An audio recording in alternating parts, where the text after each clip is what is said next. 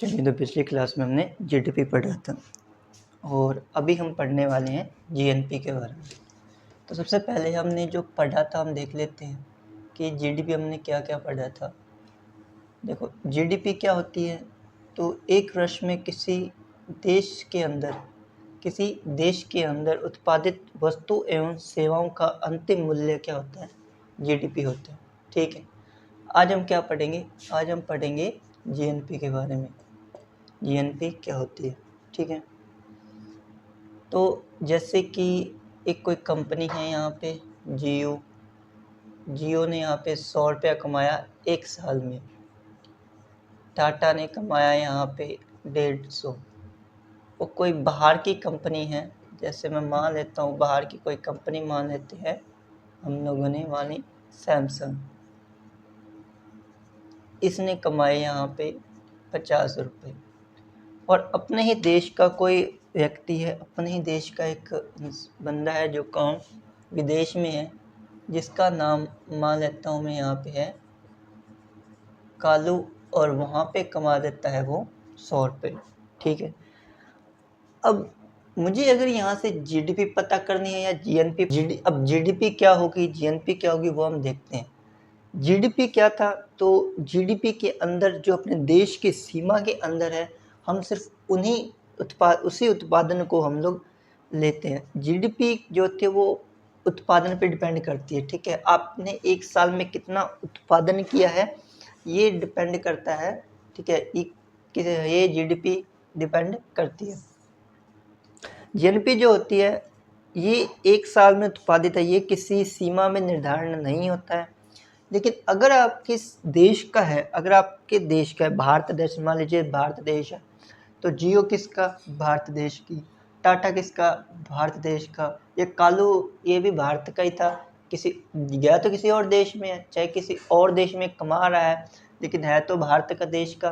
तो जीएनपी के अंदर वो चीज़ें शामिल होगी, वो उत्पादन शामिल होगा या वो सेवाएं शामिल होगी जो कि हमारे देश का है। मान लीजिए जैसे कालू ने 100 रुपया कमाया, ये है अमेरिका के अंदर। अब कालू क्या करेगा, 100 रुपया कमा के भेजेगा कहाँ, भेजेगा तो यहीं भेजेगा। ठीक है, कहाँ भेजेगा, भारत में भेजेगा।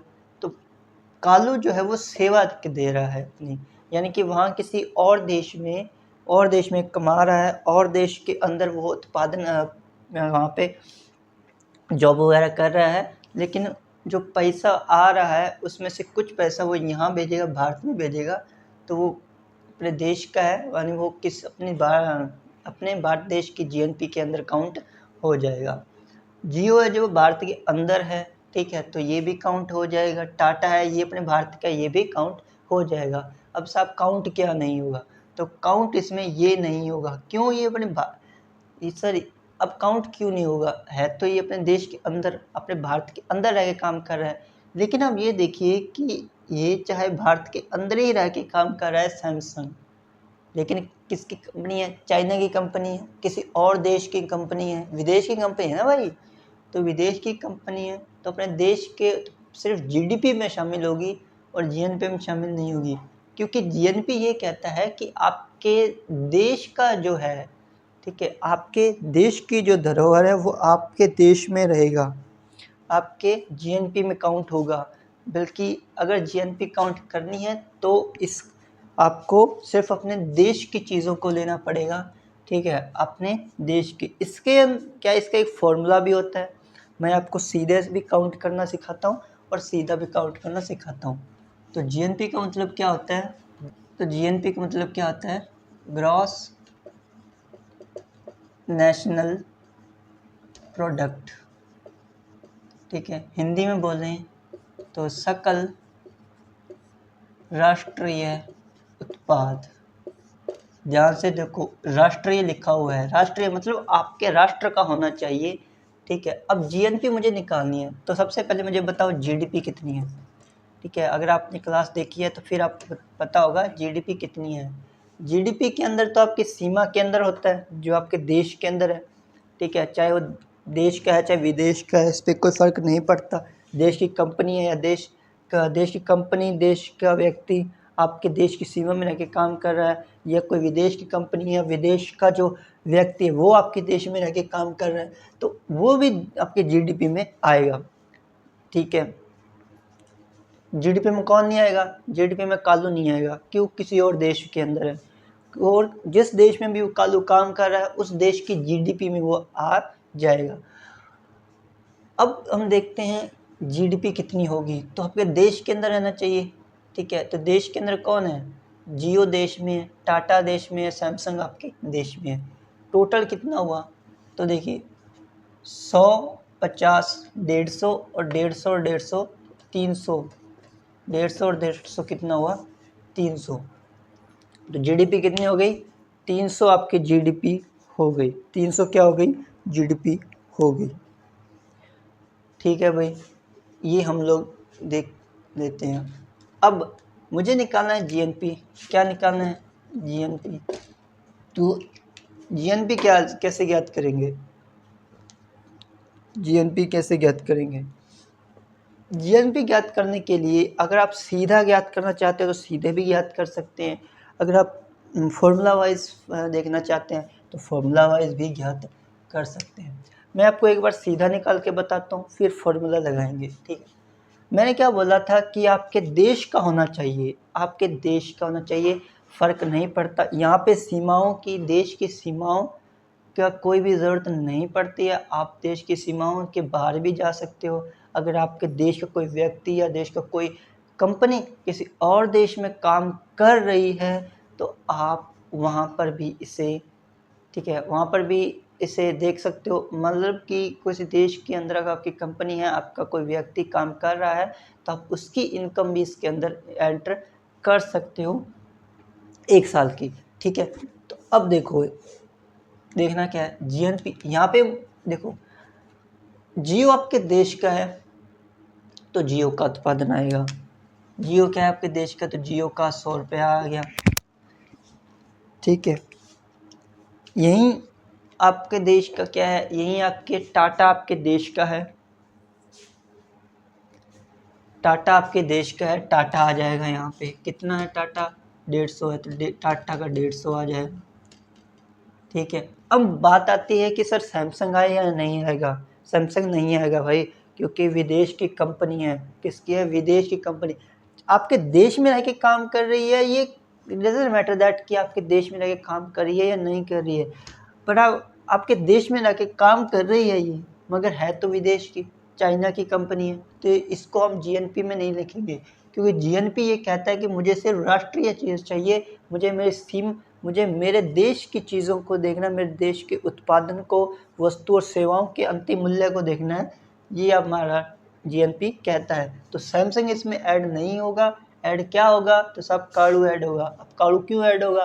क्योंकि चाहे वो किसी और देश में है लेकिन कमा वहाँ है तो अपने देश का ही।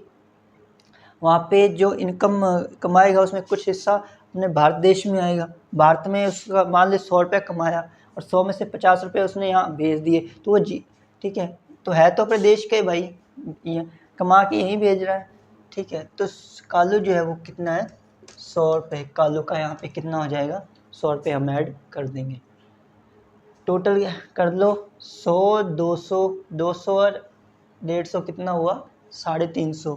कितना हुआ? 350, 350। अब बात आती है कि जीडीपी अच्छी है, जीएनपी। हमारे देश के लिए कौन अच्छा है ना? हमें तो ये देखना कि भाई हमारे देश के लिए अच्छा है वो हमारे लिए अच्छा होगा। ठीक है, जीडीपी अच्छी है, जीएनपी। अब आप खुद देख लो, जीडीपी यहाँ कितना है? 300 रुपये। जीडीपी और जीएनपी कितनी है? 350 रुपये। तो अच्छा कौन हुआ? जीएनपी अच्छी हुई है ना। जीएनपी अच्छी हो भाई, देख सकते हो आप। क्या अच्छा हुआ? जीएनपी यहाँ पे अच्छी होती है। तो जीएनपी अच्छी होती है। अब इसका एक फॉर्मूला भी होता है। फॉर्मूला क्या कहता है? फॉर्मूला ये कहता है कि सब आपके जीएनपी का फॉर्मूला क्या कहता है? ये फॉर्मूला मैं यहाँ लिख देता हूँ। जीएनपी का फॉर्मूला ये कहता है कि देखिए साहब, आपके देश की जो जीडीपी है, देश की क्या? जीडीपी, इसमें से विदेश की कंपनी या विदेश का कोई व्यक्ति आपके देश में रह के काम कर रहा है, उसकी इनकम को आप कम कर दीजिए और उसमें से आपका कोई व्यक्ति या कोई कंपनी किसी और देश में काम कर रही है, उसको आप जोड़ दीजिए। तो हम क्या दे देंगे आपको, जीएनपी यहाँ पे दे देंगे। तो ये है जीएनपी का फॉर्मूला। ये क्या है, जीएनपी का फॉर्मूला है। आप ऐसे कर दीजिए, देखिए इसको देखो, ये जो x और y है ना, x और y, इसको बोलते हैं शुद्ध साधन आय, शुद्ध साधन आय। ठीक है, ये क्वेश्चन पूछा हुआ है, किसी एग्ज़ाम में आया था ये। ठीक है, अब मुझे याद नहीं है एक्चुअल में, लेकिन ये किसी एग्ज़ाम में आया था कि शुद्ध साधन आय वाला क्वेश्चन आया था। ठीक है, तो आपको याद रखना शुद्ध साधन आय को, मतलब जीएनपी को फाइंड करने के लिए आप जीडीपी में से शुद्ध साधन आय घटा दोगे तो जीएनपी आ जाएगी। लेकिन अगर आप सीधे सीधे देख कर ही आप ज्ञात करना चाहते हो, मान लो कि आप देखते ही आंसर देना चाहते हो, तो आपको सिर्फ क्या करना है, जीएनपी का आपका मतलब है राष्ट्रीय है, तो सब राष्ट्र की चीज़ों को रख लो, बाकियों को हटा दो। तो राष्ट्र में क्या क्या आएगा, जियो आपके राष्ट्र का है, जियो आपके देश का है, टाटा देश का है, कालू आपके देश का है। ठीक है, ये सबका इनकम आ जाएगी, तो ये क्या हो जाएगी, जीएनपी। यही अगर मैं इसका देखूं, जीडीपी कितनी 300,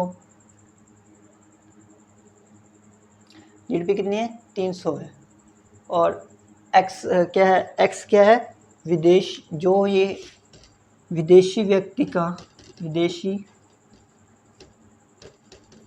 व्यक्ति या कंपनी की आय, कंपनी की आय, और ये क्या है, ये राष्ट्र के व्यक्ति या या कंपनी की आय। ठीक है, तो ये आपको एक रखने में, तो ये है जीडीपी और जीएनपी, और ज़्यादा कुछ भी नहीं है। बस आपको यहाँ पे कुछ ज़्यादा करना है नहीं, आपको क्या करना है, इसमें से देख लेना, ज़्यादा नहीं होगा, बस आप ये देखो। अब इसको हम, ठीक है, हम इससे इस फॉर्मूले का यूज़ करके आपको निकाल के दिखाता हूँ जीएनपी को। ठीक है, देखो जीडीपी कितनी है 300 रुपये, माइनस एक्स कितना है, एक्स ये 50 है यहाँ पे, क्योंकि देखो सैमसंग है ना, सैमसंग किसी देश की है, किसी और देश की है ना, तो 50 प्लस वाई यहाँ पे 100 रुपये हो जाएगा। ठीक है भाई, तो देखो 300 में से 50 रुपये के कितने बचे, 250, और 100 कितना हुआ 350, 250 और 350। तो अब ऐसे भी जीएनपी ज्ञात कर सकते हो, जीएनपी में ज़्यादा कुछ है नहीं। ठीक है, जीडीपी और जीएनपी दोनों एक ही देखने में एक लगते हैं, कोई अंतिम मूल्य ही शामिल होता है इसमें, लेकिन जीडीपी ये कहता है कि मुझे सीमाओं से कोई भी लेना देना नहीं है, तो जीडीपी के अंदर वो सब शामिल होगा जो आपके देश के है या चाहे देश का नहीं है, बट आपके देश की सीमा के अंदर होना चाहिए। जीएनपी ये कहता है कि मुझे देश की सीमाओं से कोई लेना देना नहीं है भाई, अगर मेरे देश का है तो मैं अपने देश की सीमाओं के अंदर है चाहे सीमाओं के बाहर है, लेकिन मेरे देश का होना चाहिए। मैं अपने देश के उत्पादन और वस्तु उनको यहाँ पे शामिल करूँगा। ठीक है, तो जीडीपी जो है फॉल ऑन जीएनपी पर उत्पादन पे करता है डिपेंड, और ये यहाँ पर भी ये जीएनपी जो है ये भी उत्पादन पे करता है। अब जीडीपी के अंदर क्या होता है कि जो मूल्यह्रास होता है, ठीक है, डिप्रेशंस जो होते हैं उसको कोई फ़र्क नहीं पड़ता, लेकिन जीएनपी के अंदर जो होता है इसके अंदर भी खासा फ़र्क नहीं पड़ता। बस इसके अंदर हमें सीमाओं को देखना होता है कि अगर सीमा के अंदर है, ठीक है, सीमाओं के अंदर है, अपनी कंपनी है, दूसरों की देश की सीमाओं के अंदर अपनी कंपनी है, तो आप अपनी कंपनी या व्यक्ति है जो काम कर रहा है तो अपने जीएनपी में आएगा। ठीक है, तो ये आपको याद रखना है। तो इतने ही है और कुछ ज़्यादा है नहीं जीएनपी के अंदर, बाकी हम नेक्स्ट क्लास में आप चलिए तो मिलते हैं नेक्स्ट क्लास में। बाकी हंसते रहिए, तैयारी करते रहिए, मिलते हैं नेक्स्ट क्लास में। जय हिंद।